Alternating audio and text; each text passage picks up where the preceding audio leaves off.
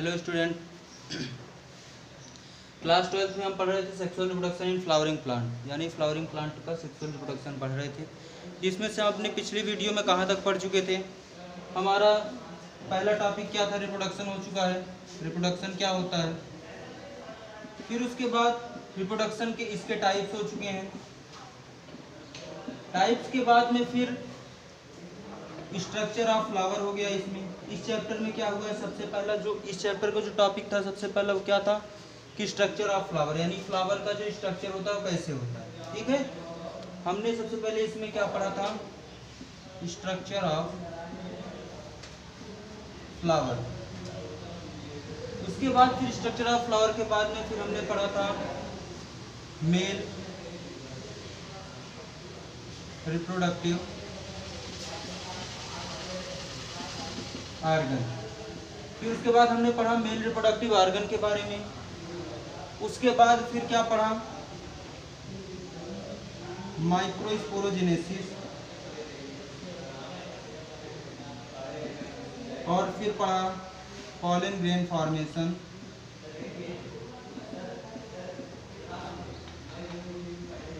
ये इतना इसमें इसके अंतर्गत आया था, ये इतना मेल रिप्रोडक्शन के अंतर्गत आया था। उसके बाद फिर हम पढ़ रहे थे क्या, फीमेल पार्ट पढ़ रहे थे, फीमेल रिप्रोडक्टिव पार्ट पढ़ रहे थे, जिसमें से हमने पढ़ लिया था क्या, इसमें से हमने फीमेल रिप्रोडक्टिव आर्गन के बारे में पढ़ लिया था। जिसमें हमने किसके बारे में पढ़ा था, फीमेल रिप्रोडक्टिव आर्गन में हमने पढ़ा था स्टाइल के बारे में, स्टिग्मा के बारे में और ओवरी के बारे में पढ़ा था। जिसमें ओवरी का फिगर हमने पढ़ा था। इसमें हमने क्या पढ़ा था, ओवरी का फिगर, जो कि कैसे बनता है, कुछ इस तरीके से बनता है।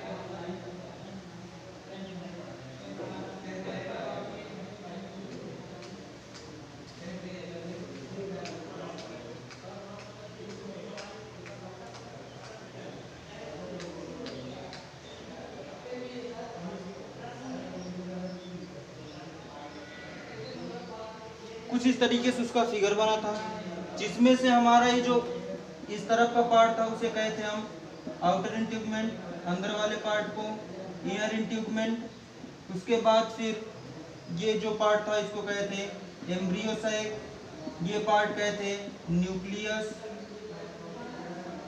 ये पार्ट क्या कहते चाल्जा, इसे क्या कहते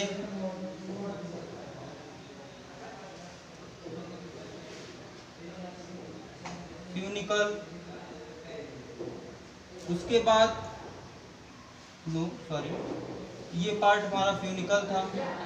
उसके बाद फिर एक पार्ट जहाँ से फ्यूनिकल और वो ऐड थे उसको कहते हैं हाइलम।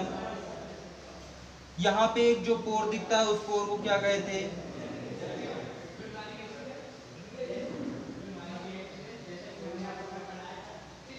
माइक्रोफाइल कहते हैं।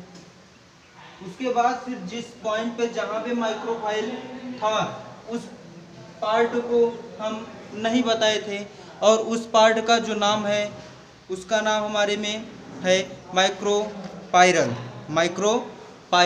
एंड। उसको हम क्या कहते हैं, माइक्रोपाइरल एंड कहते हैं। ओके, ये क्या हमारा माइक्रोपाइरल एंड है। क्यों हम बता रहे हैं, और ये जो चाल्जा इसको कहते हैं, इसको हम कह सकते हैं चाल्जा एंड, यानी ये भी एक अंत में है, शीर्ष में है, किनारे पे है, और ऊपर के पार्ट में माइक्रोपाइरल एंड भी एकदम किनारे पे है। तो यानी ये इसका क्या है, चाल्जा एंड निचला भाग है और माइक्रोपाइरल एंड क्या है, उसका ऊपरी भाग है। ठीक, अब उसके बाद ये इसलिए बताया जा रहा है क्योंकि अभी हम आगे जब मेगास्पोरोजेनेसिस की प्रोसेस आज पढ़ेंगे, उसके बाद फिर पढ़ेंगे एम्ब्रियोसेक फॉर्मेशन। वहां पे हमको ये जानना पड़ेगा कि माइक्रोपाइरल एंड क्या है और चाल्जा एंड क्या है। इसलिए हम अपने वीडियो शुरू करने से पहले ही ये चीज बता दे रहे हैं कि चाल्जा एंड क्या है और माइक्रोपाइरल एंड क्या है। ओके, तो अगर इसको आप नोट करना चाहें नोट कर लीजिए।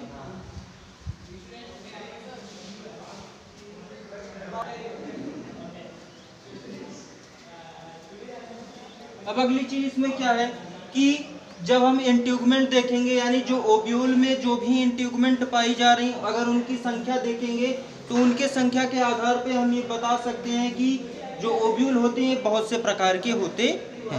यानी इंट्यूगमेंट जो होता है उसके आधार पे जो ओव्यूल होती है उसके जो प्रकार होते हैं वो कई होते हैं, ठीक है। जिसमें से कुछ प्रकार हम बता रहे हैं, उनको आप ध्यान से देख लीजिए। पहला क्या है? यूनिटेगमिक। दूसरा क्या है? बाईटेगमिक। तीसरा क्या है? ट्राईटेगमिक। चौथा क्या है? एटेगमिक। ठीक, यानी कुछ नाम से ही कुछ हद तक हमें समझ में आ रहा है कि यूनि मतलब एक, बाई मतलब दो, ट्राई मतलब तीन, ए मतलब विदाउट, यानी एक भी नहीं। ठीक, तो यूनिटेगमिक का मतलब क्या होगा? Ovule with one integument. यानी यूनिटेगमिक हम उन्हें कहेंगे जिनके पास जिन प्लांट के पास जो ओव्यूल होगा उसमें एक इंट्यूगमेंट होगा। जिस प्लांट में जो ओव्यूल होगा उसका स्ट्रक्चर जब हम देखेंगे तो उसमें एक इंट्यूगमेंट दिखाई देगा, उसे हम क्या कहेंगे? उसे कहेंगे यूनिटेगमिक कहेंगे। लेकिन वहीं बाईटेगमिक में क्या देखेंगे कि ओव्यूल विथ टू इंट्यूगमेंट, यानी उनमें क्या होगा? जो ओव्यूल होगा उसमें दो इंट्यूगमेंट पाई जाएंगी, जिसमें से जैसे कि उसके कुछ एग्जांपल देख लेते हैं, जैसे मोनोकाट हो गया और उसके साथ कुछ जो अल्प विकसित डाइकाट हैं वो भी इसके अंतर्गत आते हैं। अगली चीज क्या है? ट्राईटेगमिक। ट्राईटेगमिक का मतलब क्या है? ऐसे प्लांट जिनमें ओव्यूल्स की जो इंट्यूगमेंट होती है वो 3 लेयर की होती है, यानी उनमें 3 इंट्यूगमेंट उपस्थित होते हैं, उनको हम क्या कहेंगे? ट्राईटेगमिक कहेंगे। एग्जाम्पल के रूप में जैसे हम देखें तो एस्पोडेलस। एस्पोडेलस क्या एक तरीके का प्लांट है जिसमें जो इंट्यूगमेंट होती है उसकी संख्या कितनी होती है? 3 होती है। आगे एटेगमिक देखें तो एटेगमिक में क्या होगा कि उसमें जो ऊपरी लेयर होती है, यानी ओव्यूल में जो सबसे ऊपरी कवरिंग होती है वो उसमें नहीं होती है। इस तरीके से ऐसे जो प्लांट होते हैं उनमें कोई भी लेयर नहीं होगी, सीधे एम्ब्रियो सैक हमको ओव्यूल में दिखाई देगा। ठीक है, इसके एग्जाम्पल क्या है? लोरेंथस। इसके एग्जाम्पल क्या है? लोरेंथस। ओके, तो जैसे कि अगर हम थोड़ा स्ट्रक्चर देखें तो यानी अगर यूनिटेगमिक होगा तो उसका स्ट्रक्चर कुछ इस तरीके से होगा।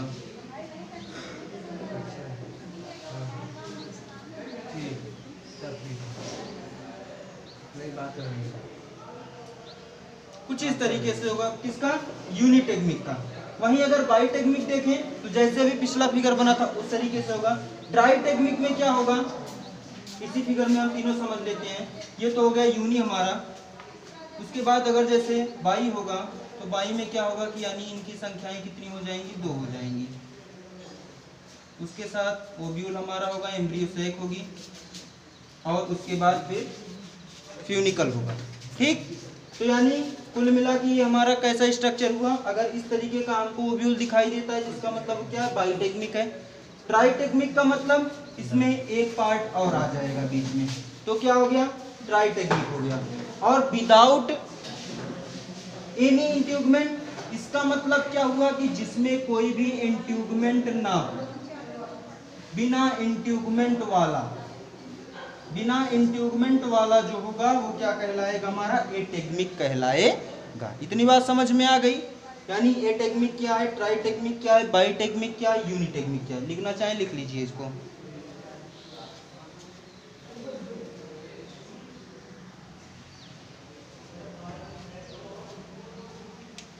अब हम बात आगे करते हैं, यानी मेगास्पोरोजेनेसिस जो प्रोसेस होती है, इस प्रोसेस के बारे में बात करते हैं, जिसके जरिए क्या होता है कि जो भी ओव्यूल में जितनी भी सेल्स होती हैं उनका फॉर्मेशन होता है।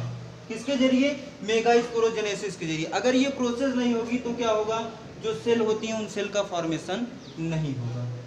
इसमें होता क्या है? The process of formation of megaspore from the megaspore mother cell is called megasporogenesis. यानी एक ऐसी प्रक्रिया जिसके द्वारा मेगास्पोर का फॉर्मेशन होता है। कहाँ पे? From megaspore mother cell. Megaspore mother cell के अंदर जब भी मेगास्पोर का फॉर्मेशन होता है उसी पूरी प्रोसेस को, उसी पूरे प्रक्रिया को मेगास्पोरोजेनेसिस कहते हैं। बात समझ में आई?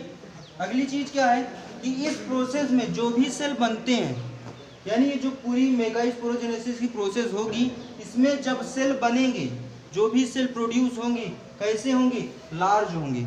साइज में कैसे होंगे? लार्ज होंगे। उनका जो साइटोप्लाज्म होगा यानी उनके अंदर एक लिक्विड फील्ड होता है जिसका नाम होता है साइटोप्लाज्म, वो कैसा होगा, डेंस होगा, यानी उसमें साइटोप्लाज्म की जो मात्रा होगी क्या होगी, बहुत अधिक होगी। उसके साथ साथ इनमें न्यूक्लियस जो होगा वो प्रोमिनेंट होगा यानी प्रिमिटिव होगा। प्रिमिटिव का मतलब क्या होगा कि अल्प विकसित होगा, बाद में विकसित होगा, लेकिन जिस समय मेगास्पोरोजेनेसिस होगी, जब सेल का फॉर्मेशन होगा, उस समय जो न्यूक्लियस होगा कैसा होगा, प्रोमिनेंट होगा। ओके, इतनी बात समझ में आई, इसको नोट कर लीजिए, फिर आगे बताते हैं कि कैसे होता है मेगास्पोरोजेनेसिस की प्रोसेस।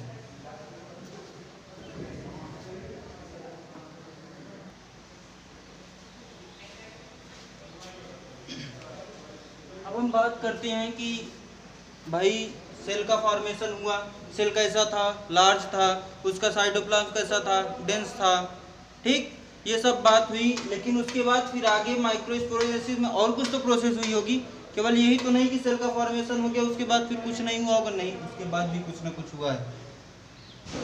क्या हुआ है, after the process of megasporogenesis the cell is produced and it undergoes meiosis division to form 4 megaspore. यानी क्या होता है कि जब मेगास्पोरोजेनेसिस की प्रोसेस कंप्लीट होती है यानी वन सेल का फॉर्मेशन होता है, फिर वही सेल क्या करता है, आगे जाके उसमें मियोसिस डिवीजन होता है। मियोसिस डिवीजन होने के बाद फिर क्या होता है, वही जो एक सेल था वो 4 सेल में डिवाइड हो जाता है यानी 4 मेगास्पोर में कन्वर्ट हो जाता है। एक मेगास्पोर क्या किया, जाके मियोसिस डिवीजन हुआ, उसमें किसमें कन्वर्ट हुआ, 4 मेगास्पोर में कन्वर्ट हो गया। आगे क्या हुआ, in the maturity of flowering plant only 1 megaspore is functional while the other 3 is degenerated. क्या होता है कि जब फ्लावरिंग प्लांट में उनकी जब मैच्योरिटी आती है यानी जब वो मैच्योर हो जाते हैं फ्लावरिंग प्लांट, तो उसमें होता क्या है कि केवल 1 मेगास्पोर ही फंक्शन करता है, वर्क करता है, बाकी जो 3 होते हैं वो सब खत्म हो जाते हैं, वो सब नष्ट हो जाते हैं। फिर से सुनिए कि जब फ्लावरिंग प्लांट, जब जो भी पुष्पी पादप होते हैं वो जब मेच्योर हो जाते हैं, जब परिपक्व हो जाते हैं, तो उस समय क्या होता है, केवल एक ही मेगास्पोर उनके कार्य में आता है, बाकी जितने भी 3 और होते हैं वो डिजेनरेट यानी नष्ट हो जाते हैं।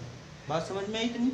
आगे, the functional megaspore is able to develop into the female gametophyte. और उसके बाद जो फंक्शनल मेगास्पोर होता है, जो अकेला एक मेगास्पोर होता है, वो सक्षम होता है किस चीज के लिए सक्षम होता है, यानी फीमेल गैमेटोफाइट का विकास करने के लिए वो सक्षम होता है। कौन सक्षम होता है, जो एक मेगास्पोर फंक्शनल मेगास्पोर होता है, जो कि कार्य कर रहा होता है, मेगास्पोर जो कि डिजेनरेट नहीं हुआ होता है, वो क्या होता है, वो डेवलप करता है फीमेल गैमेटोफाइट को।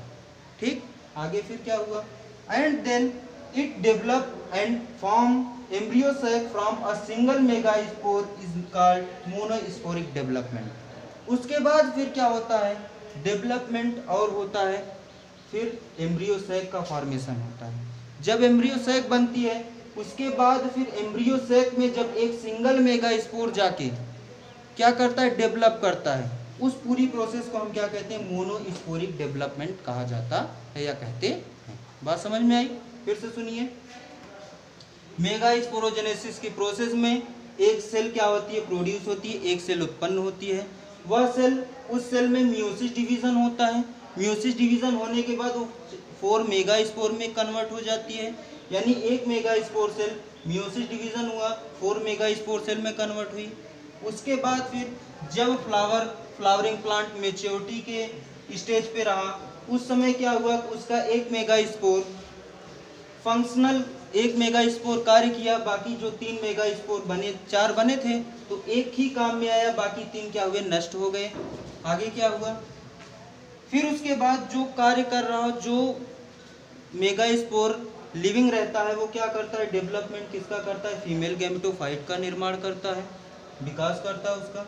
और फिर वही जब फीमेल गैमेटोफाइट डेवलप हो जाती है तो उसके बाद में क्या करती है, वो डेवलप होकर के एम्ब्रियो सैक का निर्माण करेगी।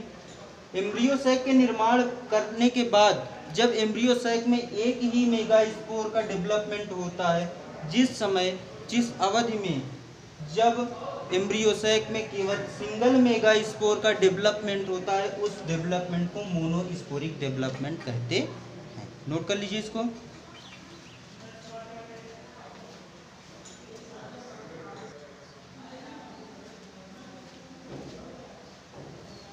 देखिए सबसे पहले क्या हुआ, मेगा स्पोरोजेनेसिस हमने आपको बताया कि एक सेल का फॉर्मेशन हुआ जो कि कैसा था, डिप्लॉइड सेल था। कैसा था, डिप्लॉइड सेल था, उसका फॉर्मेशन हुआ।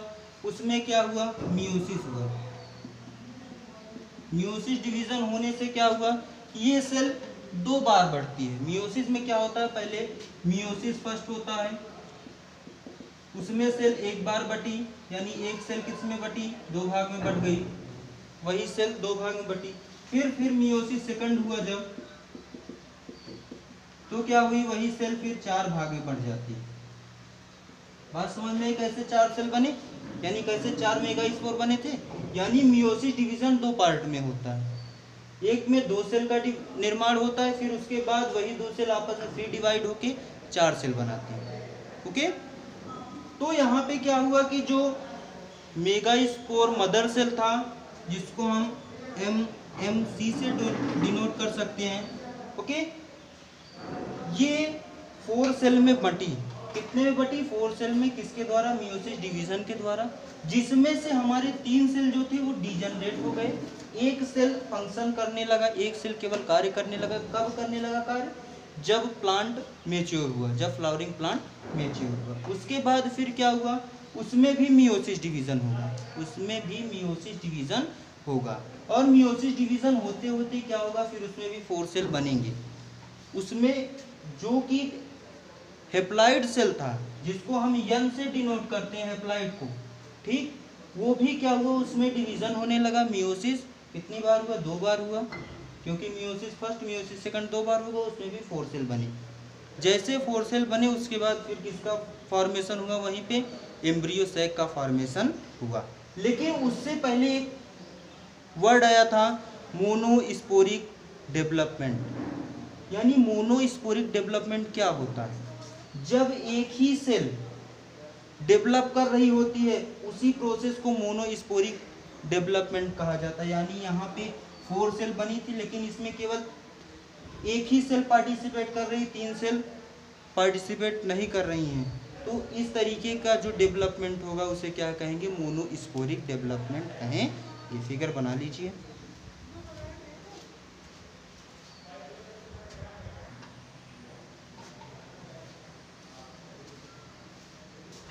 हमने पढ़ लिया था कहाँ तक, मेगा स्पोर का फॉर्मेशन हो गया था। अब मेगा स्पोर जब फॉर्मेशन हो जाएगा, तो जहाँ से मेगा स्पोर का फॉर्मेशन हुआ, जैसे मेगा स्पोर फॉर्मेशन हुआ, वैसे वहाँ पे क्या बना, एम्ब्रियो सैक भी फॉर्म्ड हो गई। वैसे क्या हुई, एम्ब्रियो सैक भी फॉर्म्ड होगी।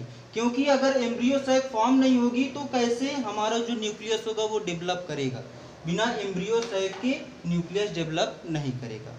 ठीक, लेकिन धीरे धीरे करके जैसे जैसे हमारे न्यूक्लियस डेवलप होते जाएंगे, वैसे वैसे एम्ब्रियो सैक भी धीरे धीरे डेवलप होती जाएगी। ओके, सबसे पहले जैसे क्या हुआ, now the nucleus of the functional megaspore undergoes mitosis to form 2 nuclei.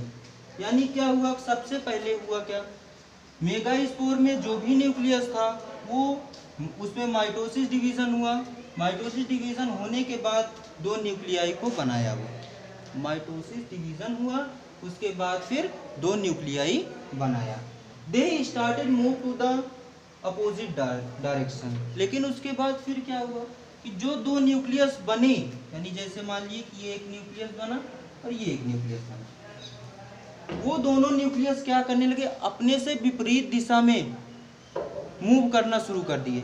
जैसे ये अगर ऊपर की तरफ मूव कर रहा है तो ये किस तरफ मूव करेगा, नीचे की तरफ। यानी जो दोनों न्यूक्लियाई थे वो क्या करने लगे, अपोजिट डायरेक्शन में मूव करने लगे। और कहाँ पे मूव करेंगे, एम्ब्रियो सैक के अंदर। एम्ब्रियो सैक कैसी होगी हमारी, ऐसी एक सैक होगी जिसमें से एकदम सेंटर पे 2 न्यूक्लियस आएंगे, पहले मेगास्पोर के अंदर से, सॉरी 1 न्यूक्लियस होंगे।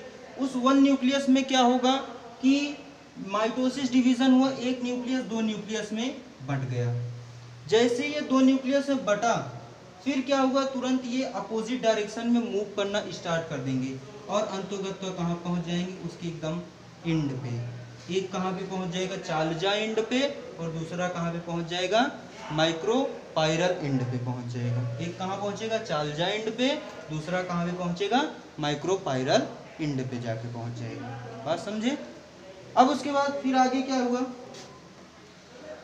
After some time again 2 more mitotic division is occur in nuclei and then it make 8 nuclei। फिर क्या हुआ, 2 बार माइटोटिक डिवीजन होगा, 2 बार उस न्यूक्लियाई में 2 बार माइटोटिक डिवीजन होगा। उस माइटोटिक डिवीजन के कारण जो न्यूक्लियाई होंगे उनकी संख्या कितनी हो जाएगी, 8 हो जाएगी। उनकी संख्या कितनी हो जाएगी, 8 हो जाएगी। क्या होगा, सबसे पहले इसे फिगर में देखते हैं कि 2 न्यूक्लियाई मिले, वो 2 न्यूक्लियाई में क्या हुआ, फिर माइटोटिक डिवीजन हुआ अगले स्टेप में, तो कितने में बटे, 4 में बट गए, यानी 2 ऊपर 2 नीचे। लेकिन फिर उसमें डिवीजन हुआ, यानी क्या लिखा गया है, after some time again 2 more mitotic division, 2 और माइटोटिक डिवीजन उसमें हुआ फिर से, ठीक है।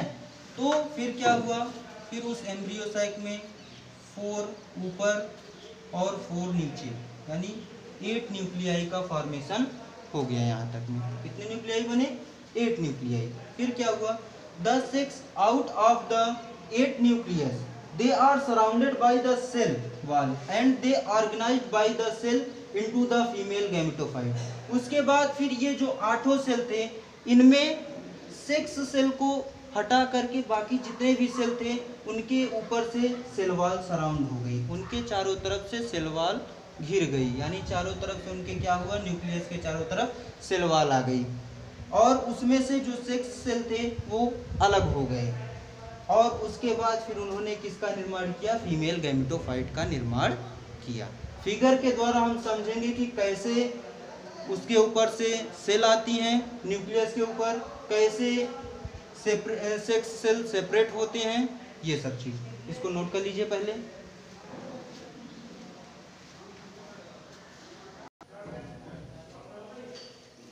चलिए अब हम इसमें देखते हैं कैसे सेल का फॉर्मेशन होता है। तो यहाँ पे जब एम्ब्रियो सैक में देखते हैं कि जो न्यूक्लियाई होता है, सबसे पहले एक मेगा स्पोर होता है, उस मेगा स्पोर का न्यूक्लियाई मियोसिस डिवीजन के द्वारा 2 पार्ट में बटा। 2 पार्ट में बटने के बाद क्या हुआ कि वो आपस में अपोजिट साइड में की तरफ भागने लगे।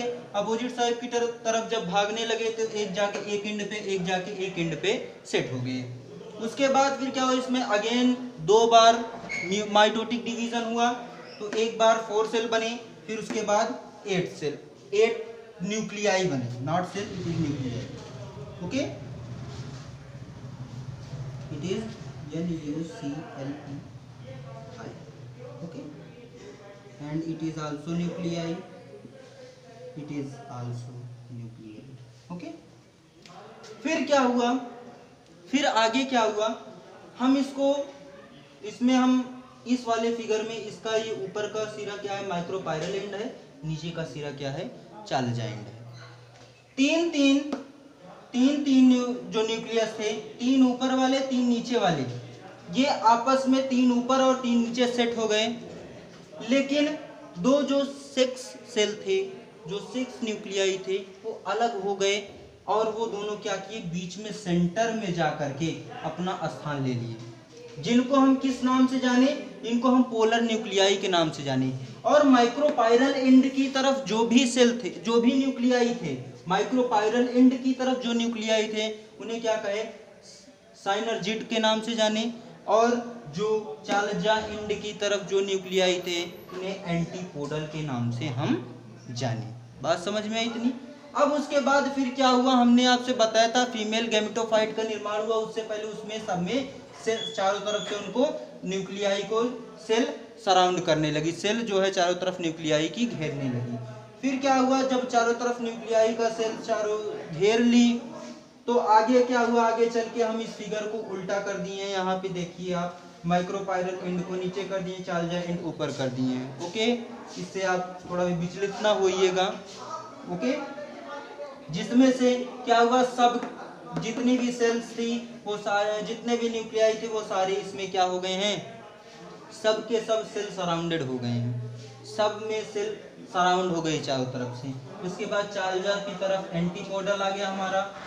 उसके नीचे अगर हम देखें माइक्रोपायरल एंड, तो माइक्रोपायरल एंड की तरफ जो है हमारे क्या आ गए, जो भी सेल थे वो आ गए। लेकिन इसमें एक चीज और हुई कि एक जो सेल थी इनकी, किसकी, माइक्रोपायरल एंड की तरफ की, यानी जो साइनर्जिड थी हमारी, वो साइनर्जिड क्या हुई, दो सेल तो नीचे ही रह गई, एक सेल जाके किसका फॉर्मेशन कर लेती है, एग का फॉर्मेशन करती है। एक सेल एग का फॉर्मेशन करती है, बाकी और जितने भी सेल्स होते हैं वो सारे, जितने भी न्यूक्लियस होते हैं वो सारे क्या होते हैं, सब अपने अपने स्थान पे यथावत बैठ जाते हैं।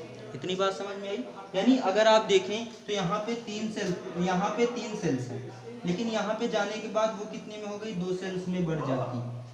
ठीक है, बाकी एक सेल क्या करती, एग का निर्माण, एग का फॉर्मेशन वहीं पे कर लेती है।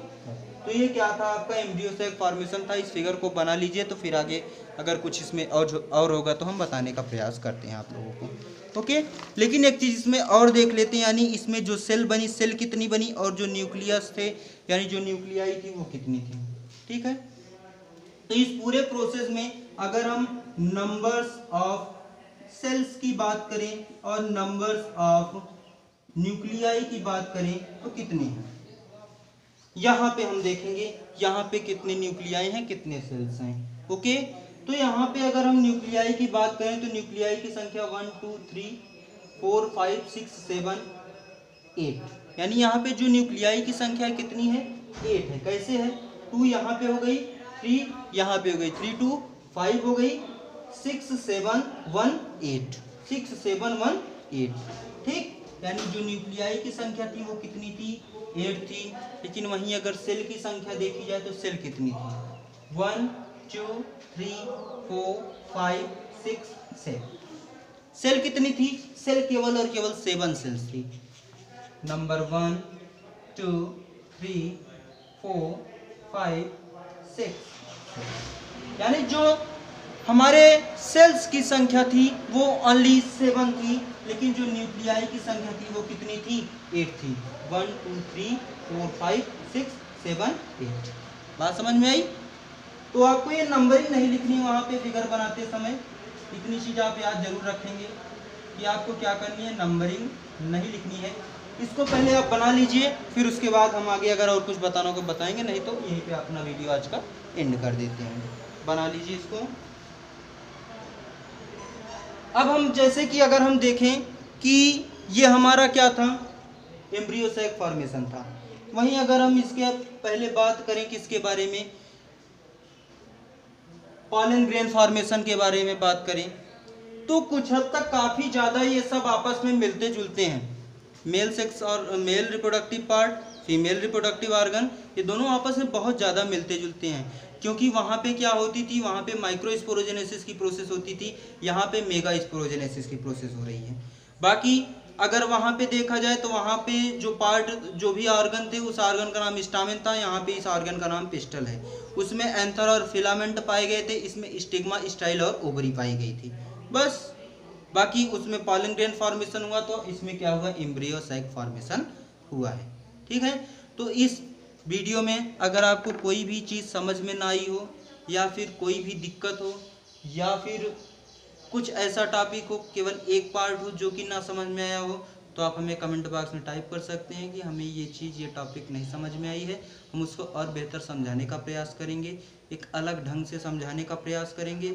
बाकी हमारे जो पिछले वीडियोज़ हैं उनको आप रिवाइज़ करते चलिए, क्योंकि इस चैप्टर से कुछ नहीं तो 2-4 नंबर हमारे यूपी बोर्ड में रहेंगे ही रहेंगे। ठीक, जिसमें से हमने आपको बताया था जो ओब्यूल फिगर, ओब्यूल का फिगर बहुत इंपॉर्टेंट है, वो आपके बोर्ड एग्जाम में ज़रूर आता है। ठीक है, चाहे न्यू सिलेबस हो चाहे ओल्ड सिलेबस हो, वो एक क्वेश्चन आपके बोर्ड एग्ज़ाम में हो सकता है छोटे में जाए, अगर बड़े में भी जा सकता है, यानी लॉन्ग आंसर में भी जा सकता है, शॉर्ट में भी जा सकता है, वेरी शॉर्ट में भी जा सकता है। तो इसलिए उस फिगर पे ज़्यादा ध्यान देंगे, उस फिगर को आप अच्छे से याद करेंगे, जिसमें से उसका निचला पॉइंट चालजा होता है, ऊपर वाला पॉइंट क्या होता है, माइक्रोपाइलर एंड कहते हैं उसको, या माइक्रोपाइरल पोल कहते हैं। ओके, बाकी इनर एंट्यूबमेंट, आउटर एंट्यूबमेंट, उसके बाद फिर उसमें क्या होता है, हमारा एम्ब्रियो सैक होती है, एम्ब्रियो सैक के पहले न्यूक्लियस होती है। तो बस यही ज़्यादा चीज़, उसमें कुछ है नहीं, फ्यूनिकल होती है, हाइलम होती है, बस। बाकी अगर कोई भी दिक्कत होती है किसी भी वीडियो में तो आप कमेंट बॉक्स में ज़रूर बता दीजिएगा कि हमें ये दिक्कत है, ये चीज़ समझ में नहीं आई, तो हम उसको और समझाने का प्रयास करेंगे। थैंक यू क्लास, और अच्छे से पढ़ते रहिए क्योंकि आपका बोर्ड एग्ज़ाम है।